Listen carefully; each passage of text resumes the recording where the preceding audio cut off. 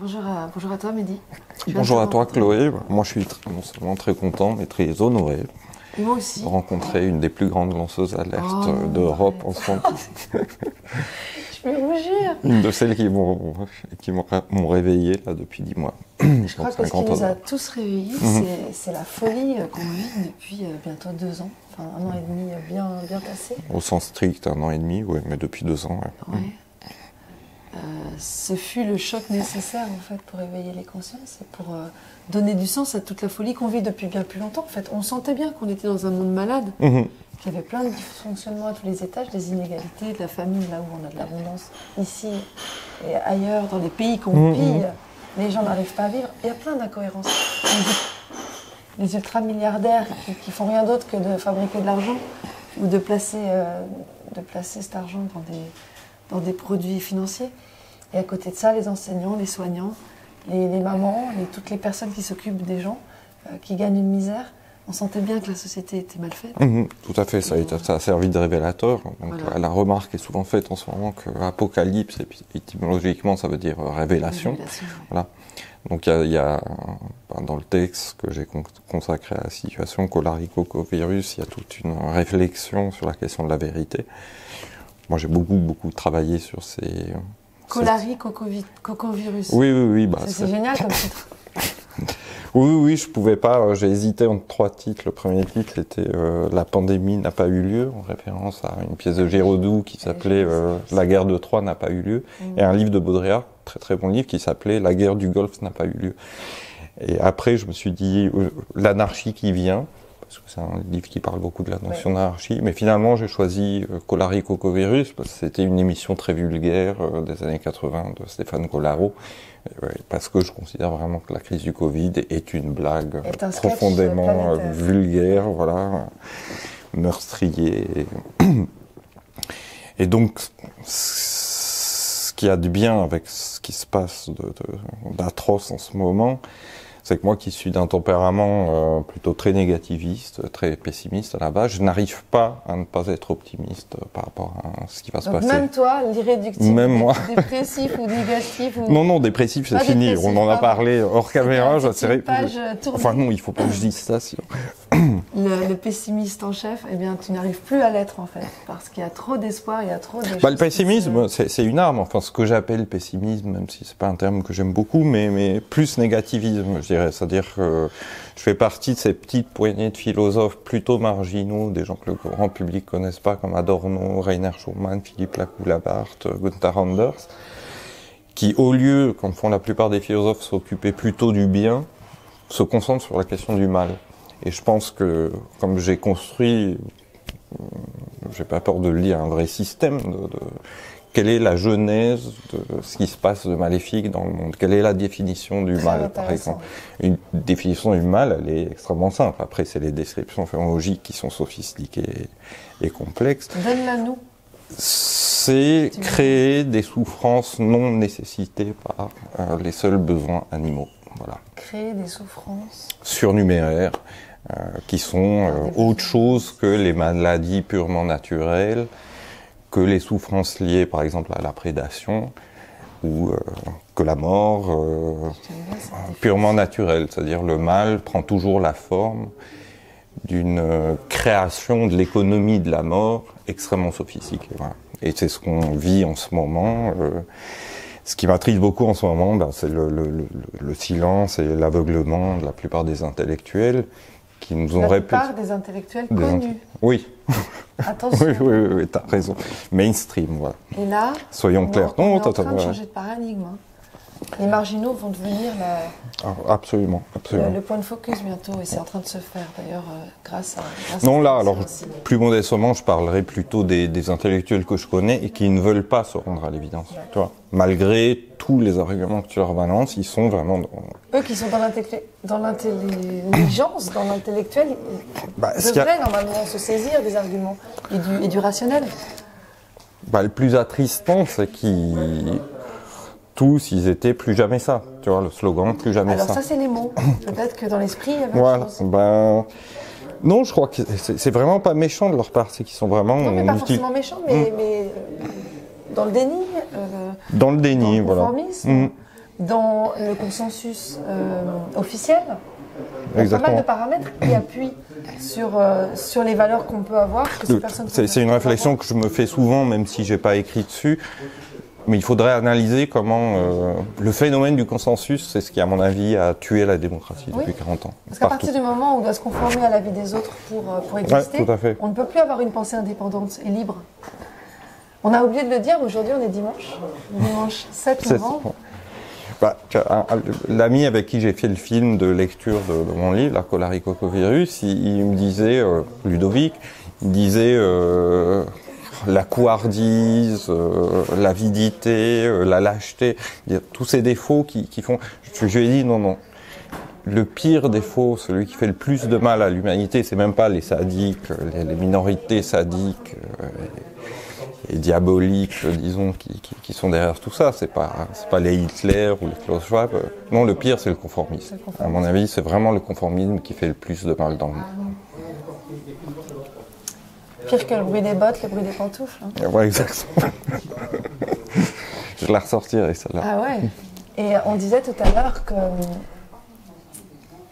que certaines personnes, comme ceux que tu as cités, les décideurs, les impressionneurs, nous disent qu'on ne doit pas lutter, qu'on doit se conformer, qu'on doit obéir, qu'on doit avoir le pass, qu'on doit montrer patte blanche, les QR codes et tout ça. Mais en fait, je pense, en tout cas c'est une pensée, une attitude qui m'anime au quotidien, c'est que rien n'est impossible. Et que tout dépend de l'attitude qu'on a à l'intérieur, de comment on se sent, de comment on se sent légitime. Et par exemple, aujourd'hui, on est venu tourner ce petit film dans le hall d'un hôtel. Et pour moi, c'est mieux qu'une voiture. Hein. On est plus à l'aise, il fait chaud, on a de la place. Il n'y a pas de raison qu'on nous refuse d'entrer. Donc moi, j'entre, je suis sûre que ça va marcher. Et qu'est-ce qui se passe? Ça fonctionne. J'ai construit ma vie comme ça. J'ai même eu un avion qui m'a attendu une fois. J'étais en retard et puis j'avais décidé peut-être de ne pas prendre cet avion. Puis c'était au début du confinement. J'habite en Suisse, à Genève, et les frontières venaient de fermer. Et je me disais, si je vais à Paris en avion, alors que les frontières sont fermées, je vais avoir des ennuis, etc. Et j'ai mon ami qui était à Paris qui m'attendait, il me dit, viens. Et puis du coup, je me suis dit, allez, j'y vais, même si j'étais en retard. Tout s'est merveilleusement bien passé, ils m'ont attendu,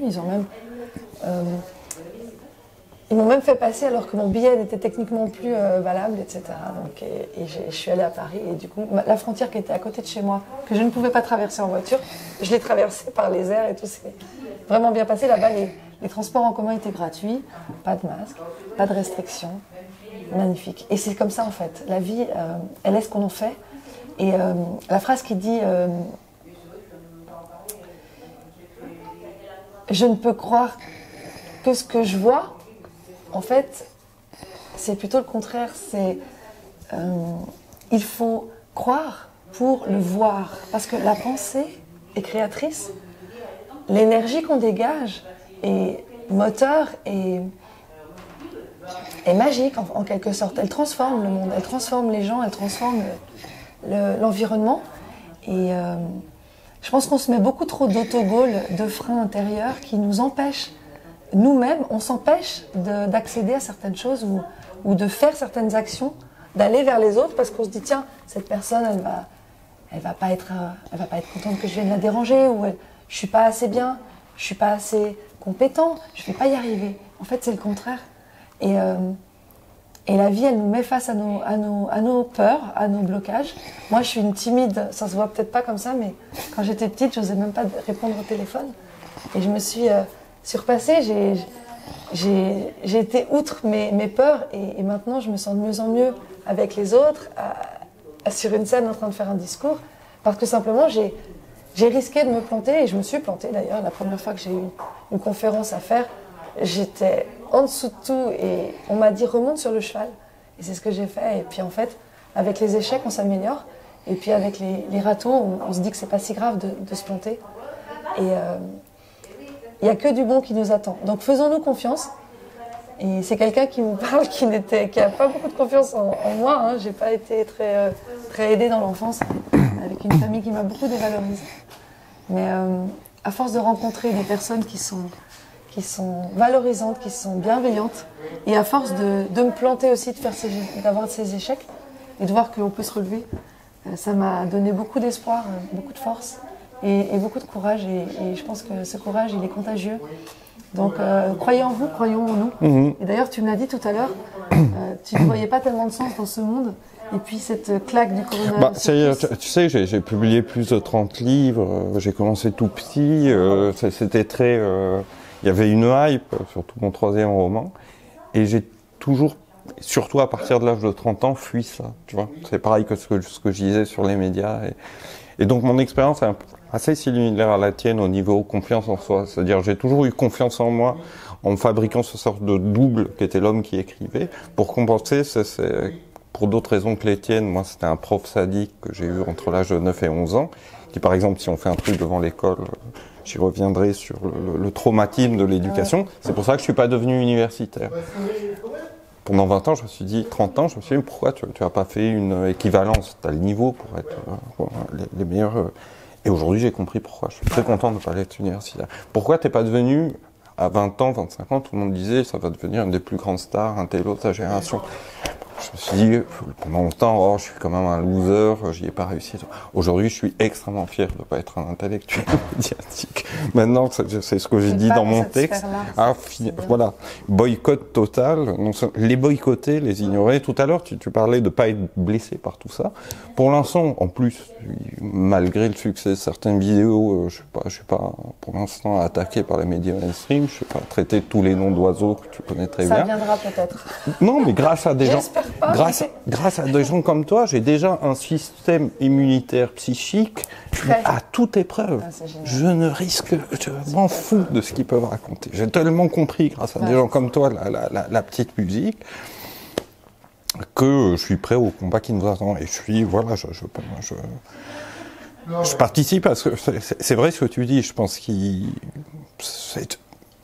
la vie intellectuelle depuis 40 ans en France, c'est à l'image de tout le reste. C'est complètement pourri. Il s'est passé quasiment rien d'intéressant en France depuis 40 ans. Il s'est passé que du cirque médiatique avec du spectacle. Du spectacle. C'est un des penseurs qui m'influence le plus au niveau politique, c'est Debord. La société du spectacle, je le cite énormément dans le texte. Là, vraiment des citations qui tu les sors. Alors Debord, il parlait par exemple de il cite Thucydide, s'il y en a un qui, alors aujourd'hui, on le traiterait de ce que tu sais, puisqu'il utilise énormément le mot complot pour analyser la situation, les manœuvres politiques de la société du spectacle. Et alors il te cite un long passage que je reproduis dans mon texte, de Thucydide, il y a 25 siècles à Athènes, et il dit complot oligarchique, c'est vraiment le mot qu'il utilise le plus. Donc comme j'ai dit en plaisantant aux Gilets jaunes constituants, qu'est-ce qu'on a évolué en 25 siècles? Ouais.